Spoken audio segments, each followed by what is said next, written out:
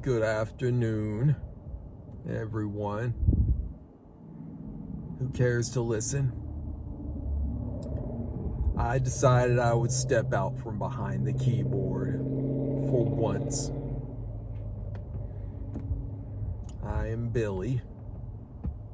I'm Billy Phillips. I go by William professionally at times. I will answer to both.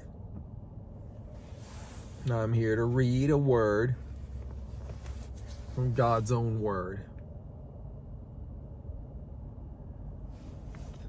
This is my Bible. It is King James. It is illustrated by Gustave Doré. He was born in France, near the German border. He's a very important, at least by my estimation, 19th century illustrator. He illustrated the Holy Bible.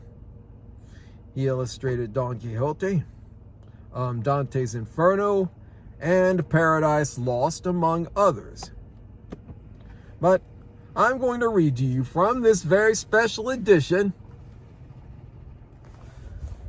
the King James 1611,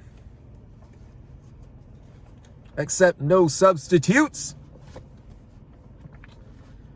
I go on, forgive me. I like to do all the talking as if you didn't already know. It's not for my sake, it's for his sake. I've been reading from 2 Kings. I've been reading from Deuteronomy. However, I'd like to read to you a passage from, hold it, bear with me, Book of Luke, chapter 7. Shall we start? Just a random chapter. One chapter a day. I want to start with one chapter a day just to read to anyone who cares. Now, I hope, I would pray anyone would receive the word of the truth and get ears to hear his still small voice and would receive Jesus. Oh my God, please bless the reading of your word.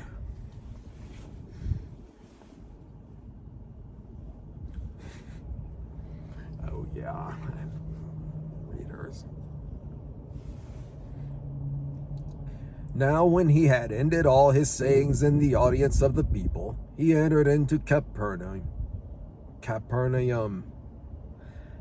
on, get with it. And a certain centurion's servant, who was dear unto him, was sick and ready to die. And when he heard of Jesus, he sent unto him the elders of the Jews, beseeching him that he would come and heal his servant. And when they came to Jesus, they besought him instantly, saying that he was worthy for whom he should do this, for he loveth our nation, and he hath built us a synagogue.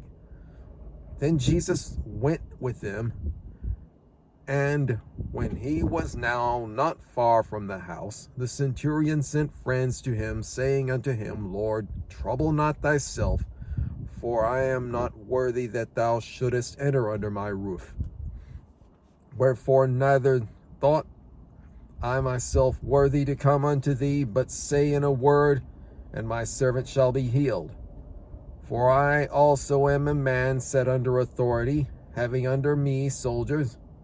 And I say unto one, Go, and he goeth, and to another, Come, and he cometh, and to my servant, Do this, and he doeth it. When Jesus heard these things, he marveled at him, and turned him about, and said unto the people that followed him, I say unto you, I have not found so great faith, no, not in Israel. And they that were sent, returning to the house, found the servant whole that had been sick.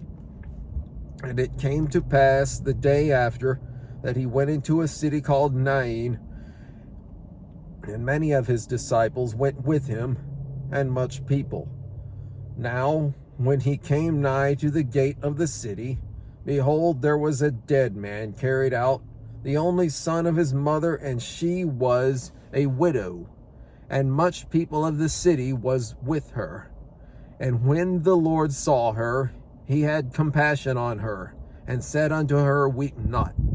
And he came and touched the bier, and they that bore him stood still. And he said, Young man, I say unto thee, arise. And he that was dead sat up and began to speak. And he delivered him to his mother. And there came a fear on all. And they glorified God, saying, that a great prophet is risen up among us, and that God hath visited his people. And this rumor of him went forth throughout all Judea, and throughout all the region round about. And the disciples of John shewed him of all these things.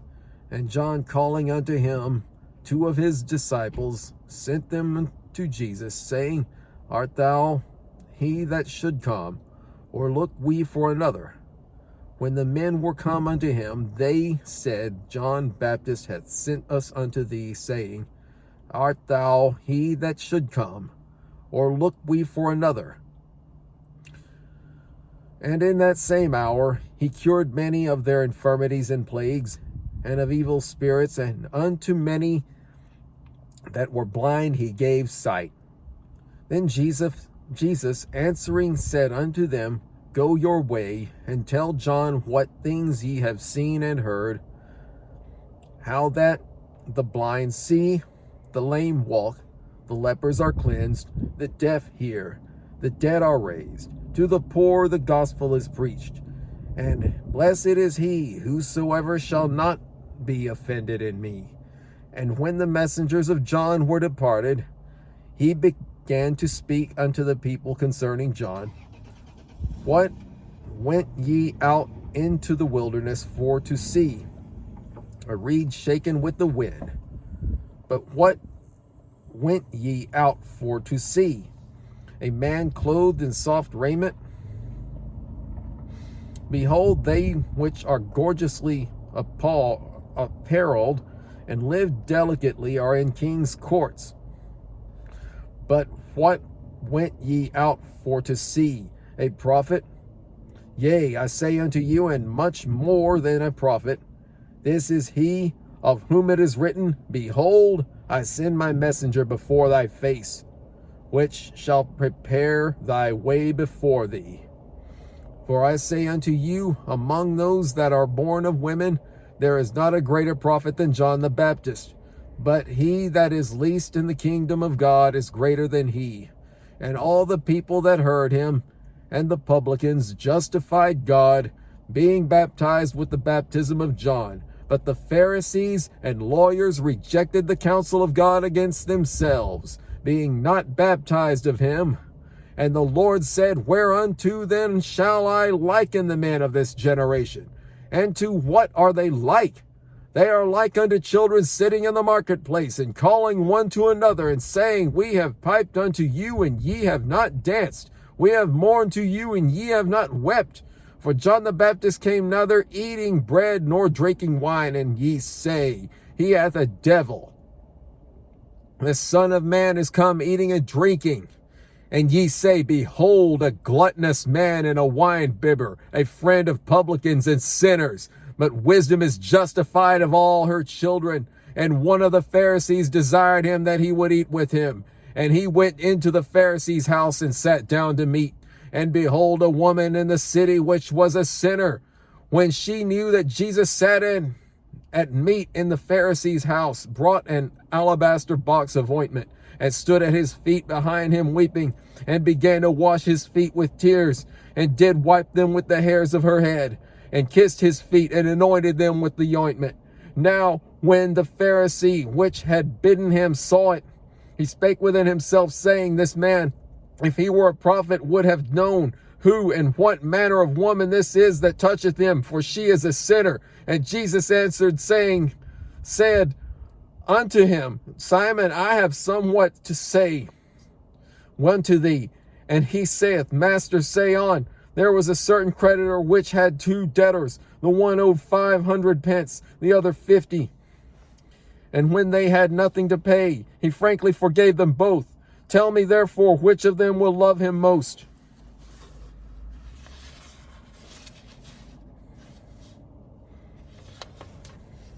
Simon answered and said, I suppose that he to whom he forgave most.